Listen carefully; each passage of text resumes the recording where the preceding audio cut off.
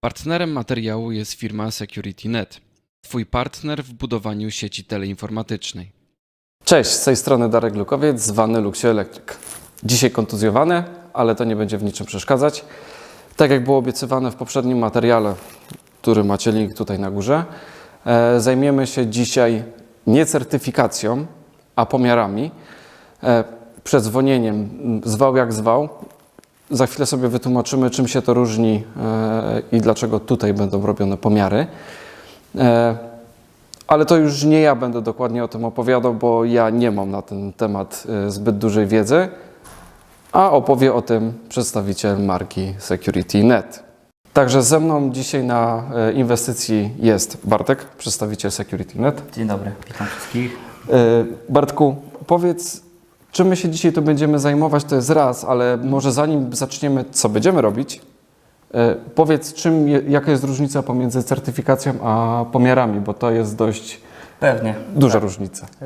Certyfikacja, takie jest pojęcie często poruszane w dokumentacjach projektowych, gdzie mamy do czynienia z budową na przykład portu lotniczego, hotelu, galerii handlowej, tam gdzie projektant zakłada certyfikację sieci, której wynikiem ma być przyznanie gwarancji na 25 lat. Tak się przyjęło u nas w kraju, więc mamy trend na tworzenie sieci certyfikowanych na 25 lat i to jest w ramach systemu, czyli od gniazda danej marki poprzez okablowanie, miedziane światłowodowe, kończąc na szafie. Wszystko musi być certyfikowane oraz pochodzące z jednego systemu okablowania. W tym przypadku bazujemy na marce SecurityNet. Tutaj Darek wykonuje sieć domową, bez żadnych przetargów, bez żadnej dokumentacji szeroko projektowej. Tutaj działamy na weryfikacji okablowania, czyli nasz miernik, który jest użyteczny do certyfikacji sieci, na przykład na lotnisku, tak jak wspominałem, możemy go użyć do sprawdzenia połączeń, do przedzwonienia tak zwanych kabli, do weryfikacji, czy robota Darka dla inwestora jest zgodna, a tutaj też miernik może nam pomóc w certyfikacji okablowania, ale także właśnie pomiarów według danej normy. Będziemy też się posługiwać naszymi normami europejskimi. Okej, czyli tak naprawdę certyfikacja to jest dokładnie to samo co pomiary, tylko różni się to tym, że po zakończeniu tych pomiarów na tych takich dużych inwestycjach jest wystawiany po prostu certyfikat. Certyfikat gwarancyjny. Tak, Tak. gwarancyjny. Jeżeli coś by się miało wydarzyć z modułem, z kablem, po jakimś czasie, nie wiem, dziwnym trafem żyła miałoby się utlenić, albo ekran miałby się zerwać i miałby to nam generować jakieś koszty, wtedy gwarant, czyli na przykład inny system bierze na siebie tą odpowiedzialność i naprawia sieć. Okej, Taka jest różnica. czyli jest to samo, tylko różni się tym, że nie ma kartki z pieczątką certyfikacji. Dokładnie. Okej, dobra, to mamy rozwiązany ten problem. To co? To może przejdziemy do pomiarów i zrobimy jakieś 1-2 pomiary takie pokazowe, tak byśmy to nazwali, ładnie. Bo już oczywiście zrobiliśmy tutaj pomiary, wyszły oczywiście 2 klocki, no ale to już ja muszę poprawić. Tak jest. Gdzieś tam coś przekrosowałem, ale to normalne. Każdemu się może zdarzyć. Pokażemy Wam, jak się te pomiary robi w wielkim skrócie i omówimy te parametry, na co zwracać uwagę, bo to też jest dość istotne. Bo to, że posiadamy miernik za kilkadziesiąt tysięcy złotych i on pokaże nam, że jest dobrze, to my jeszcze oprócz tego powinniśmy umieć odczytać, czy na pewno jest dobrze, bo miernik tak twierdzi, czy może jednak jest coś nie tak. Tak jest. Bo to jest dość istotne, prawda? Zgadza się. Dobra, zmiana kadru, robimy pomiary. To niech się nagra. Okej, dobra. Czy jesteśmy, tak? No, możemy lecieć. No dobrze, czyli mamy założony projekt naszej instalacji. Musimy zmienić nazwę gniazda, czy opis gniazda, bo mamy w szafie serwerowej wpięte gniazdo w panelu drugim, port 9. Także tutaj przezbroimy nazwę.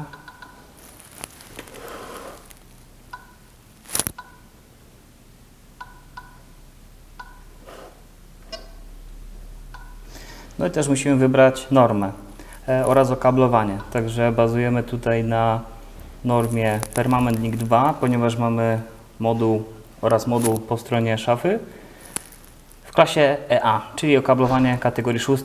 Certyfikujemy TOR o wydajności klasy EA. Tak to też wynika z naszych norm, które używamy, w tym przypadku norma EN 50173.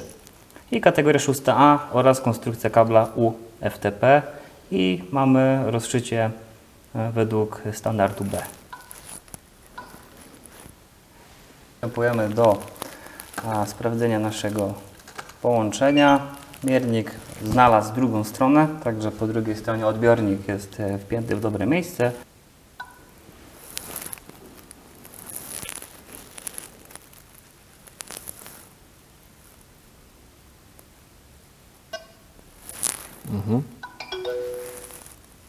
Czyli mamy wynik zgodny z naszą normą, którąśmy wskazali. Pierwszy test, jaki jest wykonywany, to mapa połączeń.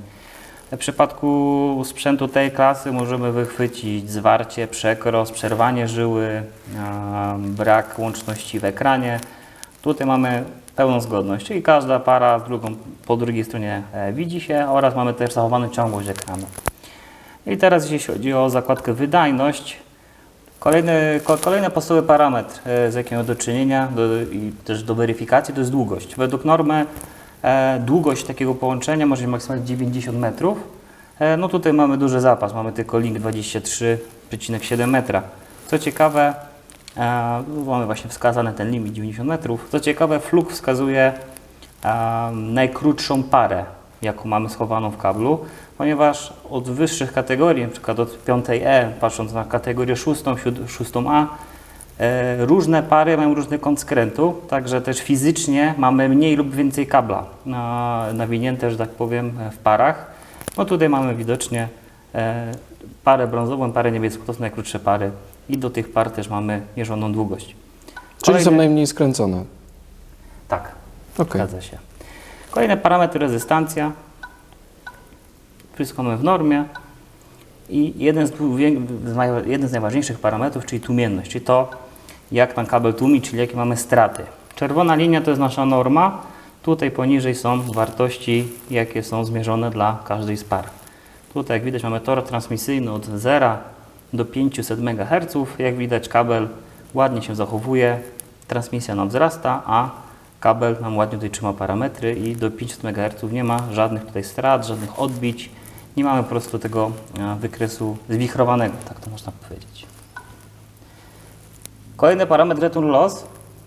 Tutaj nam to mówi o tym, czy kabel jest załamany, przełamany, skręcony. Tutaj nam ten parametr mówi o różnych zdarzeniach, jakie są na całej długości kabla.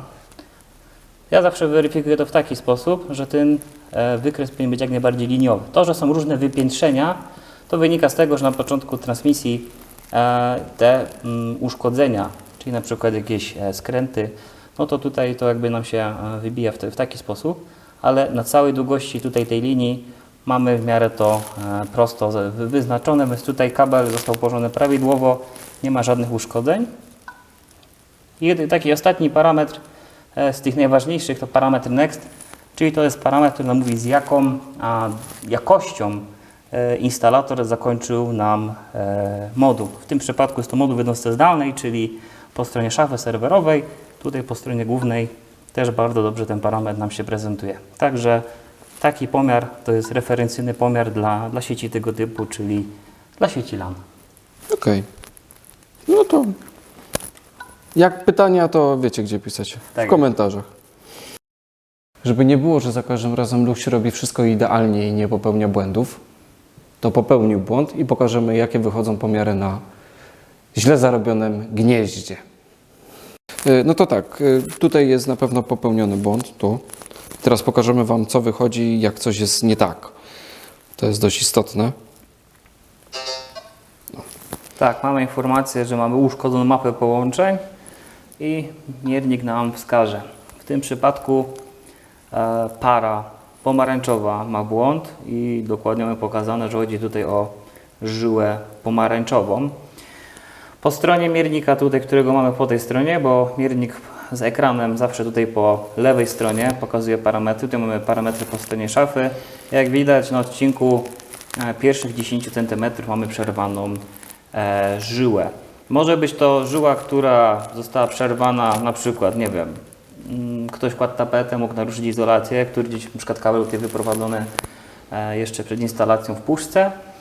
Ale tak, ten błąd też może być spowodowany tym, że po prostu nóż IDC nie dobrze tutaj nam dolega na pomarańczowej żyle. Okej, a tam jesteśmy w stanie jeszcze zobaczyć coś więcej z tego, czy on po prostu zakończył już parametry, pomiary? W przypadku błędu na mapie połączeń test dalej nie jest kontynuowany. Możemy go zapisać, możemy naprawić do późniejszej, możemy go naprawić później, czyli tu mamy wskazanie do miernika, że zostawiamy ten pomiar w takiej formie, przechodzimy na przykład do pomiaru kolejnych punktów, a do tego punktu wrócimy w późniejszym czasie, żeby to naprawić, żeby tutaj pomiar był na zielono. Okej, dobra. Nie, bo myślałem, że tutaj jeszcze zobaczymy jakieś te dziwne przesłuchy albo jakieś inne dziwne rzeczy. Nie. My jesteśmy w stanie zweryfikować tych wszystkich rzeczy, bo to też to matematyka, różne przeliczenia. Okej. I 8 pinów z 8 pinami po drugiej stronie muszą się, tak powiem, widzieć. No w tym przypadku tutaj mamy jedną żyłę, która nam ogranicza to. Okej, to może pokażemy jeszcze, Bartku, w tym miejscu, gdzie mam przekrosowane dwie pary, bo tam też jakieś dziwne rzeczy z tego, co pamiętam, wychodziły. Możemy to spróbować w sumie. Pewnie. Okej, no to zmiana miejsca. Dobra, to co? Próbujemy gniazdo, gdzie coś też mi nie wyszło. Zgadza Dwójka. się. Tak, mamy panel drugi, gniazdo drugie. I sprawdzamy.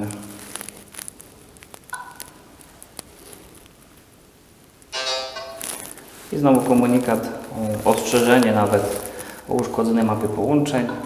Tutaj mamy przekros, czyli z jednej strony żyła, para tak naprawdę, po drugiej stronie kabla nie znalazła się w tym miejscu, co trzeba. Jak widać, reszta parametrów jest ok, czy mamy zachowaną ciągłość ekranu, brązowa z niebieską, wszystko jest ok, ale tutaj mamy przekros, czyli po drugiej stronie miernika, tak jak mówiłem, ta strona odpowiada za miernik z ekranem, że tak powiem, po drugiej stronie jest odbiornik bez ekranu, czyli nasza część zdalna i właśnie w części zdalnej tutaj powstał przekros, czyli ktoś pomylił parę pomarańczową z zielową. No nie ktoś, tylko ja. Nawet najlepszym się zdarza. To jest normalna chyba usterka na sieciach. To jest powszechne, bardzo powszechne. Jeżeli ktoś pracuje na różnych markach keystone'ów, czasem można się zapędzić i na pamięć zaszyć żyły, także tutaj trzeba to weryfikować. No to tutaj było na pamięć na pewno. Tak coś odczuwam. Dobra, przechodzimy powolutku do podsumowania. Zrobiliśmy sobie te pomiary i co? Przemierzyliśmy cały dom, zgadza się, zrobiliśmy pomiary. 2 linki wyszły nam z błędem, czyli przekros oraz gdzieś przerwana pomarańczowa żyła w module. No, zaczniemy od weryfikacji modułu, ale sieć, wszystko i wszystkie inne linki są zgodne z normą, także udało się. Mamy pomiary, użytkownik, czyli tutaj właściciel powinien być zadowolony. Okej, czyli może sobie tutaj 10 gigabitów puszczać, jak sobie wymieni sprzęt 10 sieciowy. gigabitów uchronione od różnych zakłóceń elektromagnetycznych, także Bardzo dobrze, bardzo się z tego powodu cieszę. No oczywiście dzisiaj z powodu tego, że no nie dam rady, bo tej ręki nawet nie dźwignę, paluszkami tylko umiem ruszać delikatnie, nie będę tego dzisiaj naprawiał, mam gniazda zaznaczone tam, gdzie jest błąd. Ja sobie to poprawię i zwykłym, standardowym, podstawowym testerem sprawdzę, da się, tak. czy jest ok, czy nie. Reszta powinna być raczej ok, jeżeli chodzi o te przesłuchy i tak dalej. No bo te przewody tak naprawdę to są takie miejsca, gdzie były przynajmniej po 2 albo po więcej przewodów prowadzonych razem, więc szansa na to, że ten jeden przewód z tego przypadku 8 jest uszkodzony i wynosi, myślę, że promil. Tak, zgadza się. Jakby było osobno prowadzone lub prowadzone po jakimś korycie, przeciągane, szurane, to by było inaczej, ale akurat w przypadku tej instalacji zawsze były przynajmniej po 2 prowadzone i ten drugi zawsze jest ok. Więc raczej będzie ok.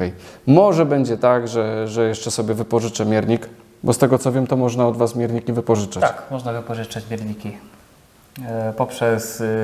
Trzeba być certyfikowanym instalatorem, ale to możemy załatwić w formie e-learningu. Każdy certyfikowany instalator tutaj może wypożyczać miernik od jednego dnia tam do około 8. A to jest usługa płatna, bezpłatna? Tak, jest płatna. Okej, no, czyli normalnie. Jak chcecie pożyczyć, to musicie zapłacić. Nie ma nic za darmo. No I to też co? Trzeba, to już wejdę w słowo, też część pojęcie, jak robić pomiary, jak je interpretować. Tak, no to już o tym mówiliśmy. Zrobić to jest jedno, ale jeszcze zinterpretować, czy na pewno jest wszystko Powszechny ok. błąd to jest wybieranie norm amerykańskich, normy TIA, która mierzy nam tor transmisyjny danej kategorii, a w naszych normach lokalnych i międzynarodowych, bo na takich pracujemy, certyfikujemy tor transmisyjny o danej wydajności, czyli mówimy tutaj o klasach, klasa E, Okej. EA i tak dalej. Także to też jest powszechny błąd. Nie certyfikujemy, nie robimy pomiarów kategorii, tylko klasy. Ona na to bardzo zwraca uwagę. Tak. To o tym już powinniście wiedzieć. Jeżeli nie wiecie, poszukajcie sobie w internecie. Są takie piękne tabelki, gdzie macie rozpisane rodzaje przewodów, rodzaje ekranów i jaka to jest klasa, w jakiej klasie dany przewód się mieści, bo to jest istotny parametr, dzięki któremu potem możecie sobie po takim przewodzie puścić odpowiednią przepustowość. Bo na pomiarach nie mierzymy przepustowości, tylko te Weryfikujemy parametry weryfikujemy. fizyczne Tak. oraz jakieś właśnie przesłuchy i tego typu parametry. Dokładnie. Bartku, bardzo dziękuję za to, że przyjechaliście. Pomogliście zrobić te pomiary, bo znając życie, ja bym sam tego nie zrobił. A czy może inaczej, ja bym te pomiary zrobił, bo to nie jest trudno nacisnąć sobie start. Ale bardziej konfiguracja pomiaru. Tak? Konfiguracja to jest raz, dwa, weryfikacja tego pomiaru, czyli dokładnie te parametry, które nam tam wyskakują. No ja bym nie wiedział, co z nimi zrobić, tak? Ja bym popatrzał, ok, no to są jakieś kreseczki i nic bym z tego nie wiedział. A dzięki temu, że udało się tak złożyć, że przyjechaliście, to przynajmniej jestem teraz 100% pewien, że oprócz tego, że jest ok, to jeszcze są sprawdzone te parametry, które są mierzone i też są ok. Także bardzo dziękuję. Proszę bardzo. Standardowo łapka w górę, łapka w dół, jeżeli byłoby źle, jeżeli było dobrze, to w górę. Jeżeli nie subskrybujesz, zasubskrybuj, dzwoneczek, komentarz i te sprawy. Myślę, że z siecią LAN raczej kończymy na tym materiale rozwijaną tą całą epopeję kompendium wiedzy dla inwestora. Teraz to już bardziej jest dla instalatora, bo wchodzimy w bardzo szczegółowe już dane. Dzięki wielkie za uwagę. Na razie. Cześć.